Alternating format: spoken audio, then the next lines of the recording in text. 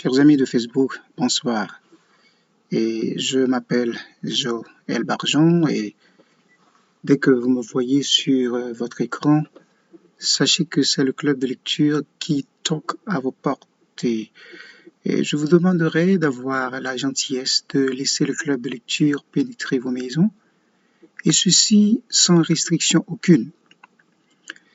J'ai reçu des textos de certains amis sur Facebook et me demandant à quand une nouvelle fiche de lecture.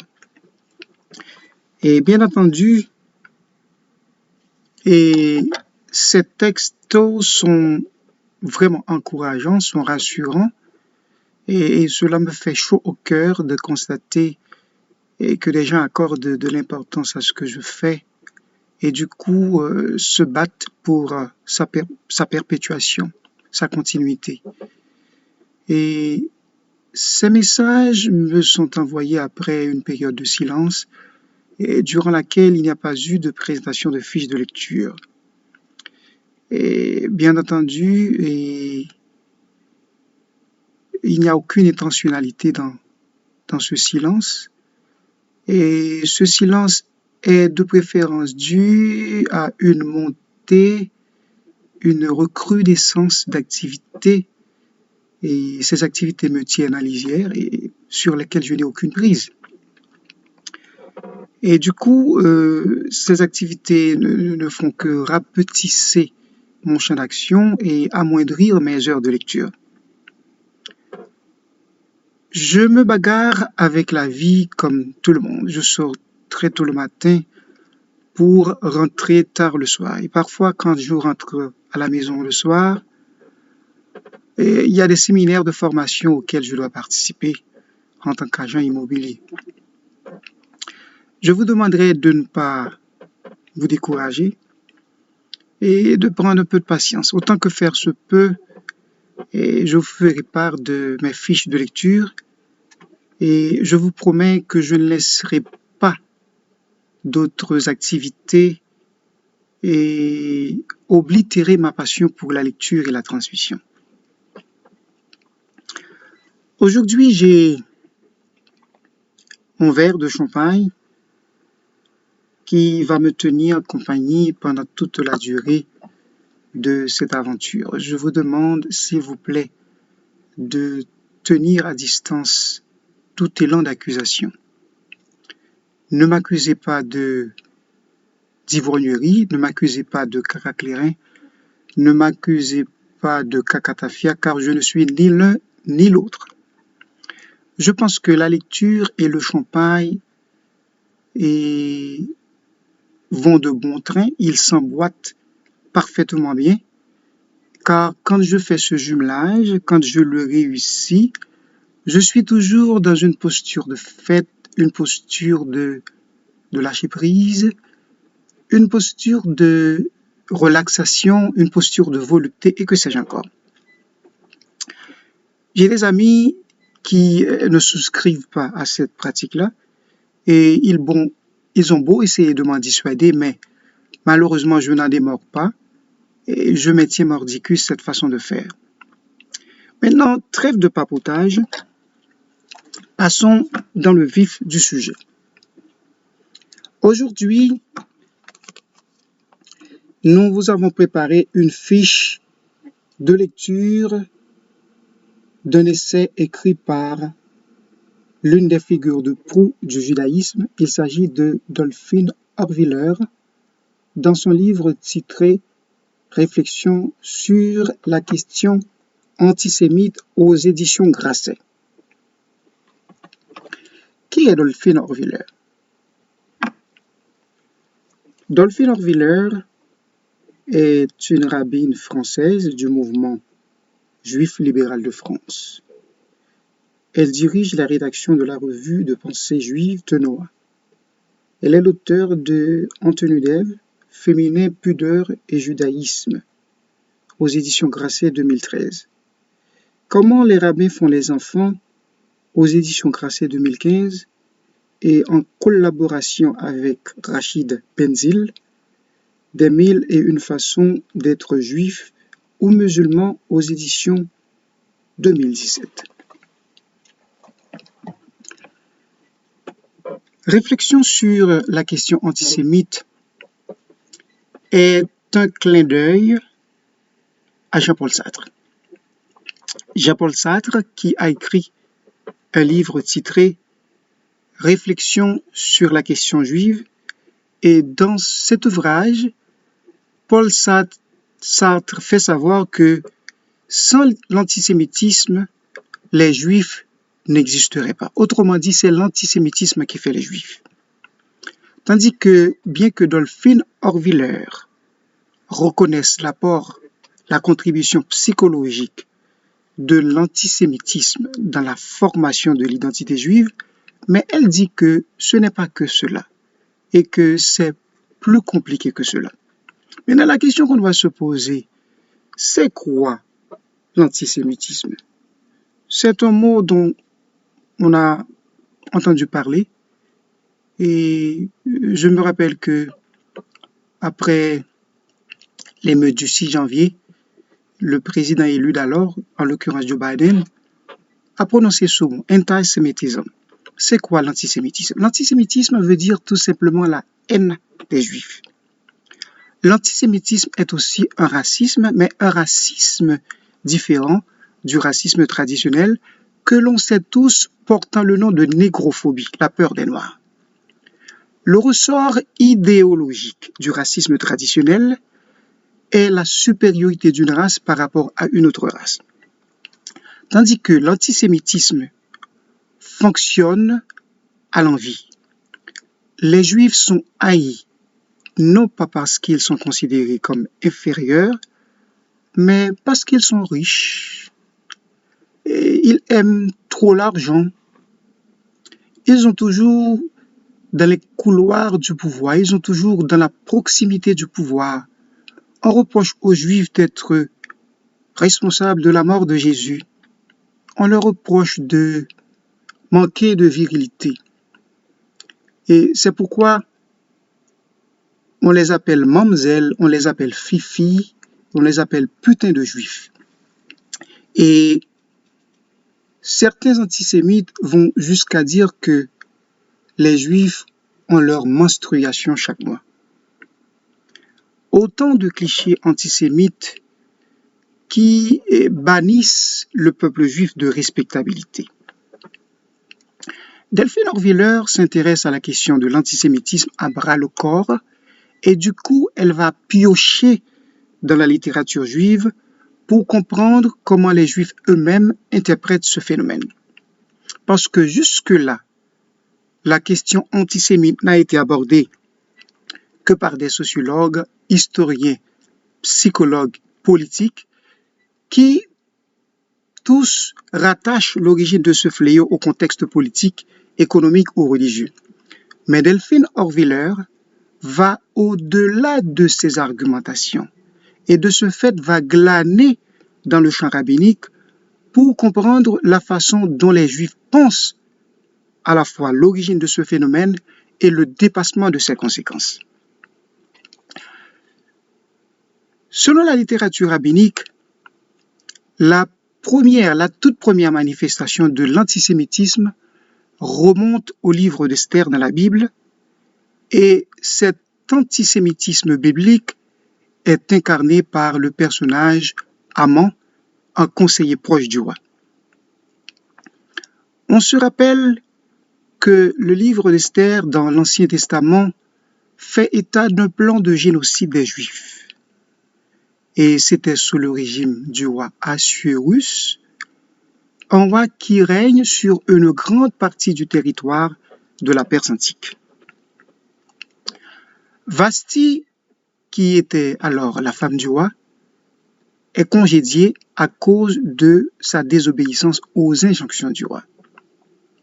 Et pour remplacer Vashti, le roi va organiser un concours de beauté dont Esther va sortir la gagnante. Mais le roi Assuérus n'a aucune information sur l'origine d'Esther. Et en hébreu, d'après ce que nous dit Delphine Horviller, Esther veut dire la cachée, la mystérieuse. Esther est orpheline et ne connaît pour père que Mardochée, de qui elle reçoit une éducation équilibrée, et c'est Mardochée qui l'a propulsée à participer à ce concours. Alors Haman, un conseiller proche du roi, déteste Mardochée pour des raisons qu'on ne connaît pas. Et il va auprès du roi pour l'avertir du danger imminent que ce peuple juif, ce peuple dispersé représente pour son royaume. Je vais lire pour vous.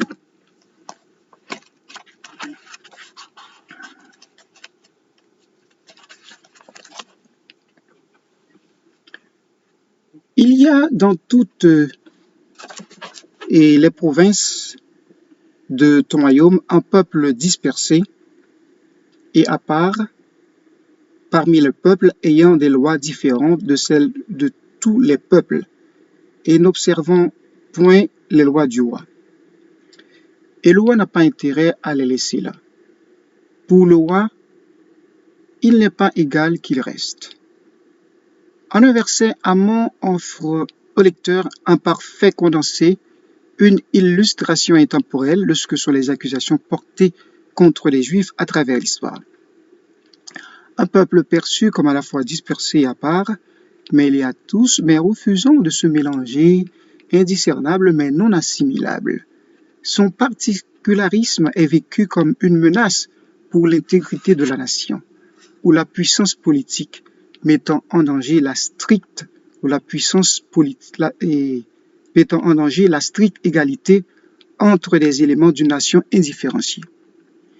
Pèse sur lui dès lors un soupçon de non-allégeance qui justifie à terme son départ ou son élimination physique. À l'instant même où le Juif paraît dans le texte, surgit avec lui comme dans un même souffle son ennemi, fruit d'une gémellité littéraire troublante. Le duo Mardochée-Haman est comme scellé dès l'origine. Cherchez le Juif, l'antisémite n'est jamais trop loin.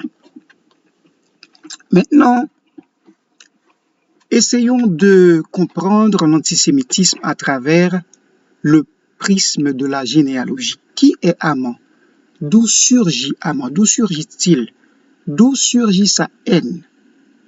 Je vais lire pour vous à la page 30.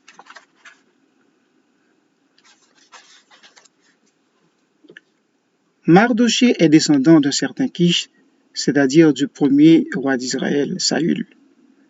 Quant à Haman, elle descend, nous dit-on, d'un homme nommé Agag, qui fut souverain du peuple des Amalécites et ennemi intime du roi Saül, au temps de son règne. Mardochée et Haman, dans leur confrontation, poursuivent donc un affrontement commencé par leurs ancêtres.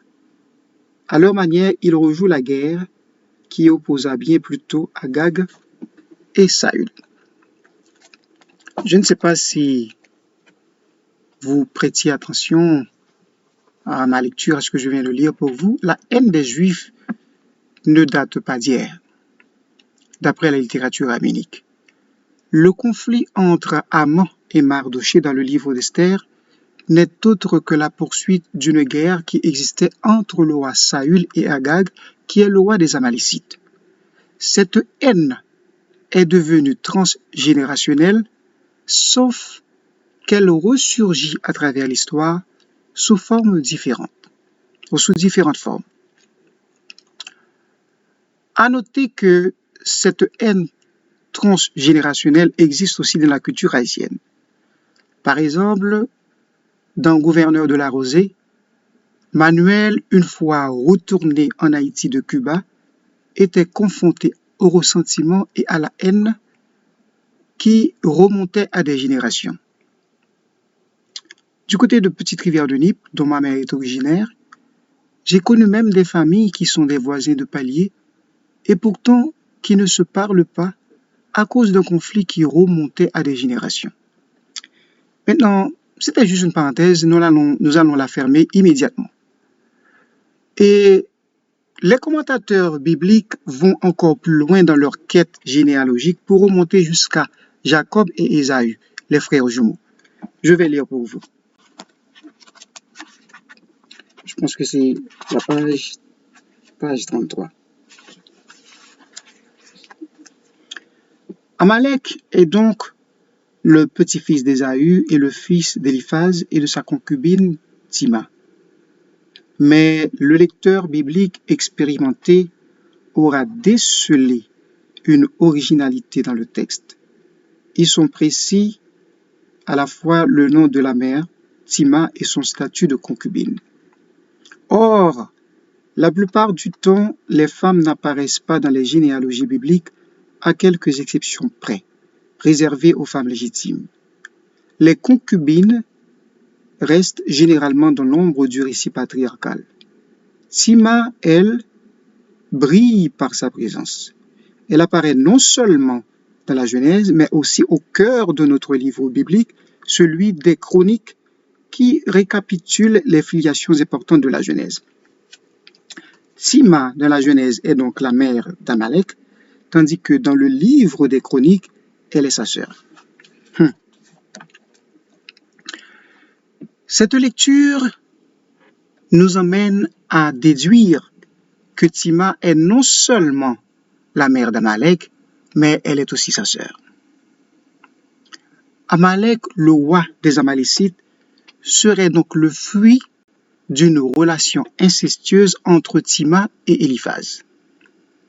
Et d'après la littérature rabbinique, cette immoralité endommage toute la lignée d'Ésaü dont Amalek est l'enfant. Quelque chose de l'ordre d'un péché originel va altérer moralement toute la descendance d'Ésaü. Maintenant, la question qu'on doit se poser, qu'est-ce que cette immoralité a à voir avec le ressentiment des descendants d'Ésaü à l'égard des Juifs? Les Juifs seraient-ils tenus responsables de cet acte immoral? D'après la littérature juive, les Juifs incarnent à la fois le vecteur et le renforcement de la loi. La présence des Juifs rappelle à la lignée d'Ésaü qu'ils sont porteurs d'une transgression originelle. Et, là pour un exemple très simple, le par exemple au monde et un problème avec la loi. Depuis que li police, il toujours un problème, il toujours senti que il pas senti bien parce que police là représentait, il incarnait le renforcement de la loi. C'est ça que fait les law enforcement officers. Depuis que vous avez problème avec la loi, vous tout senti que vous pas à l'aise. Et si toutefois que vous êtes mourir, vous êtes content. Mais les gens qui pas de problème avec la loi, peu importe que vous êtes police, il n'y a pas aucun problème. C'est même situation, ça arrive là. Naturellement, d'après Dolphin Orwiller, cette interprétation est purement allégorique parce que les Juifs ne pensent pas que l'antisémitisme est dû à une pathologie génétique, non. Et nous pensons que c'est une façon que la littérature l'a expliqué, les journaux interprétation pour le bail avec antisémitisme qui remontait à des générations. Maintenant, avant de terminer, il y a un volet que je voudrais aborder. Ce volet est très important. C'est que l'antisémitisme est aussi lié à une problématique identitaire. On n'aime pas les Juifs parce qu'ils tout simplement incarnent une identité porose, une identité non aboutie, une identité en chemin, une identité de l'altérité. Abraham est né à Chaldée et il a reçu un appel divin pour quitter la terre natale de ses parents pour aller en direction de la terre promise. Et c'est grâce à cette traversée qu'Abraham va acquérir le nom qui traduit son geste hébreu qui signifie traverser. Donc, l'identité hébraïque va naître avec Abraham qui par la suite deviendra Israël et qui par la suite deviendra juif. C'est un peu paradoxal ce que je dis là, mais c'est ce que Dolphin Orwiller explique dans Réflexion sur la question antisémite. Et d'une manière générale, on porte le nom du pays de l'ancrage, du pays de l'origine. Par exemple, je suis haïtien parce que tout simplement je suis né à Haïti. Un Français vient de la France, un Égyptien vient de l'Égypte, un Grec vient de la Grèce. Cependant, l'identité juive n'a rien à voir avec l'ancrage, n'a rien à voir avec le pays d'origine, mais de préférence à voir avec le décrochage géographique. Autrement dit, c'est la quittance du pays d'origine, c'est le décrochage avec le pays d'origine qui va octroyer une identité au peuple juif. Cependant, les antisémites incarnent la plaidoirie pour la fermeture, la plaidoirie pour la non-porosité, la plaidoirie pour l'identité à l'identique. Donc, les Juifs seraient donc considérés comme des brebis galeuses, des boucs émissaires, des éléments de contamination responsables de la faille de l'autre, responsables de l'échec de l'autre. Parce que, selon les antisémites, les Juifs auraient tout pris pour eux-mêmes, mais ne laissent aucune possibilité de réussite à l'autre. Ainsi s'achève ma fiche de lecture et j'espère qu'elle vous a aidé à comprendre un tant soit peu de ce phénomène de l'antisémitisme. Je vous demande de donner un like à cette vidéo et aussi de la partager avec vos amis. C'était avec vous votre serviteur Joël Barjon et à la prochaine.